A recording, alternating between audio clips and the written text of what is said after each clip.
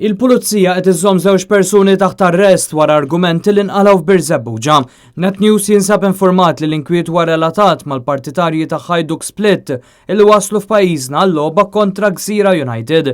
Fil-fatt kien għal-ħabta tas-sija ta' 3 filgħodu li f'pajjiżna waslet titjira charter b'madwar 200 partitarju Kroat għal din il-logħba. Dal-istazzjon jista' jikkonferma wkoll li kważi l-partitarji kollha msemmija lanqas biss ibbukkjaw akkomodazzjoni f'Malta hekk kif mistennija jitilqu lura lejn pajjiżhom ftit wara l-logħba. Jidher li l-argumenti li nqala f'Birzebbuġa ma kienx iżolat hekk kif jidher li seħħ ieħor fl-aħħar sigħat għalkemm il-pulizija m'għandhomx rapporti u ma jidhirx li kien hemm arresti. Fil-fatt il-pulizija f'Malta tinsab fuq allert hekk kif mal-Kroati li waslu f'Malta mistennija jingħaqdu oħrajn li diġà jgħixu f'Malta.